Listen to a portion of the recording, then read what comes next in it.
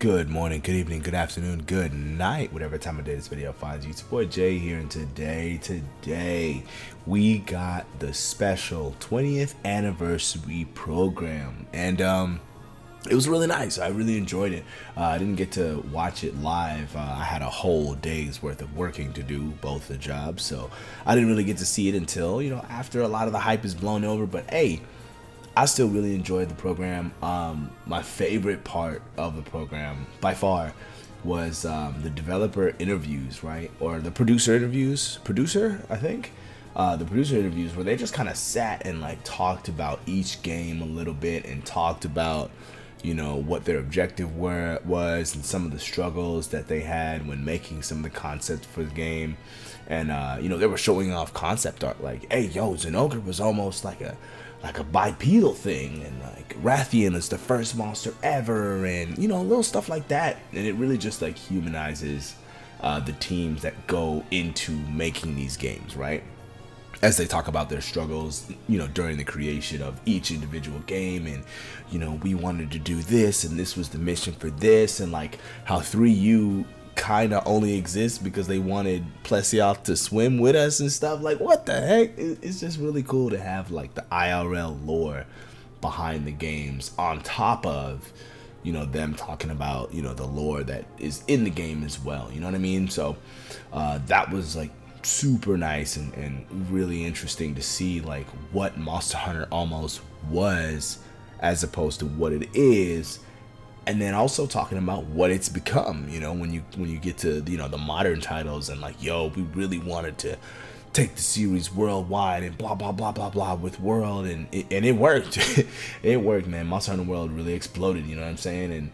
And now I'm sitting here as a content creator talking about this series, and it's just like, damn, bro, 20 years. They've really been at this 20 years, and it's been like an incredible journey, and something that like I'm really glad that I stumbled upon on accident in the Walmart in the gaming section, just looking at the TV.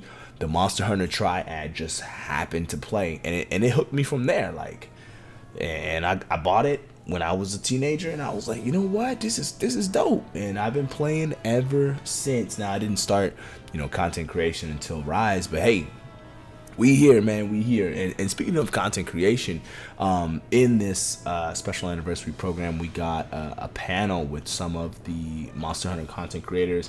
I finally got to hear my homeboy Kogath's voice. I don't think I've ever heard Kogath's voice before this, but hey, yo, shout out to the boy Kogath, man. He did his thing in there. And then Rurikhan continues his streak of being one of the GOATs when it comes to Monster Hunter content creation. And then I also got introduced to Vampy through this, right? Got to know her a little bit better. Fellow Hammer main, shout out. She's also a lady, right? I mean, looking at my analytics, my lady demographic is way down in the tank. So it was nice to see, a fellow content creator who's also a lady, Hammer main too. Like, hey, man, we out here, man. Shout out to the Bonk. She's a Bonk sister. So yeah, gonna dive into some of Vampy's content here and really get to know her a little bit better from this. But yo, she also had some shine too during that, and then got to know the community managers a little bit better through this panel. They had an awesome panel, just kind of talking about their experiences in the franchise and in this 20 years. What their first game was, what their mains are, stories about the franchise that they have, and like getting into content creation, the explosion of World, E3, all this stuff, just reminiscing and talking about this series that we love, you know what I mean? So I hope one day to get to that level where I'd be even considered to be on a panel like this. Like, man, I would love that. And I'm here grinding it out, you know what I'm saying? Just like getting better as a content creator, and hoping that I too can, ascend to the upper echelon of Monster Hunter creators, But they also had the results of the Hunter's Choice Top Monster, the poll we did on Twitter, and they've been showing off, ranks 20th through 11th on Twitter, day by day. So we already knew those, but they revealed ranks 10 through, the top here in this special program, and we're gonna take a look at that real quick. And you know, I've yet to actually like see it, right? I didn't watch this part of it. I watched the developer interview part and I watched the panel part, but I haven't actually seen 10 through 1. So we're gonna go through it together here, hopefully really quickly. And yeah, but I do know who's top 3, and there's one in the top 3 that I'm very, very surprised about, and I really want to dive into and talk about a bit more. All right, so we'll be going through it at 2x speed, and coming in at number 10 is Alatreon, who is actually my second favorite monster of all time. So seeing Alatreon ranked this high is really nice.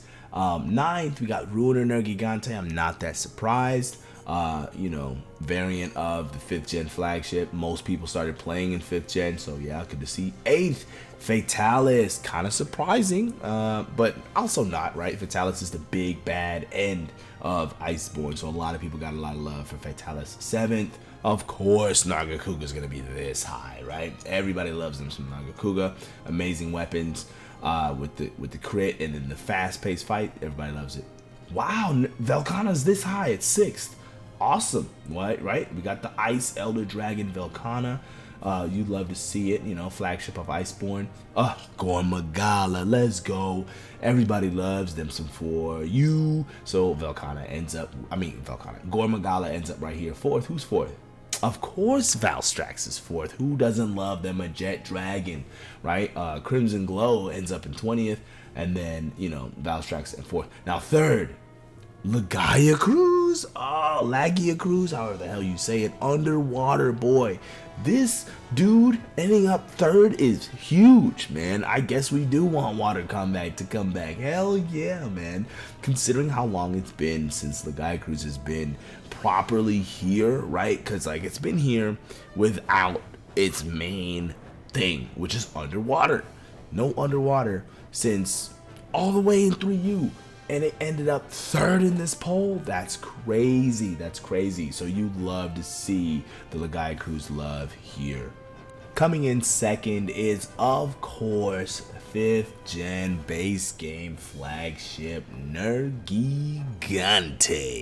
Base Nergigante, man. It's crazy that this dude really occupies 2 of the top 10 spots because Ruiner got 8, like, right? Like, isn't that wild? But hey, we get it. Everybody loves them some Nergi, man. So not surprised to see Nergi this high. And then, of course, first, Zinogre. We knew. We know, right?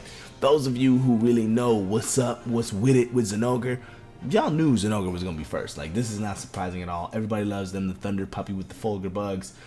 So this is not surprising at all. Like, you know, so yeah, we knew Zinogre was gonna be first, right? We saw how high Stygian was. So that rounds out the top 10, but at the end of the special broadcast, they had the Hunter's Choice full results, right? And it's basically like a giant parade style, you know, presentation where it shows all of the monsters in order, right? Like, so first Zinogre, 2nd Nergigante, 3rd Lagia Cruz, all the way back to 229, where stank ass Steel Uragaan resides. That's right, Steel Uragaan got last, man. That's crazy. I don't think Steel Uragaan should be last. Like, I would expect Steel Uragaan to be low, but last, man, come on, man. Show the stanky roly boy some love, which is exactly what I'm gonna do here in a future video. That's gonna be a future video. We're gonna go back to 3U and hunt a Steel Uragaan because I feel like he got last because not a lot of people actually hunted him, right? He's only in 1 game, and then he's got this status effect that not a lot of people like in Stench. But I think Stench should have more representation, especially now that the games are kind of easier. We need a status that prevents you from healing. So like, hey, you know, bring some Stench back. Maybe have a Stinky Elder Dragon. I've talked about this in a video already. So yeah, in here, you know, you get the full like results of the poll, and of course there are some surprising results, like what's it called, Vespoid Queen getting really high via some memes, maybe. Hey, you know, but it's interesting to see like where all these monsters line up. But even more interesting is I wonder what Capcom is going to do with this data, right?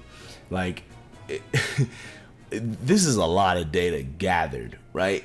And like you basically got your entire not your entire player base. You have to have a Capcom ID, but you basically, and I think that's part of it too. They really coerced us into making a Capcom ID for this, but whatever. You had to use your Capcom ID to vote.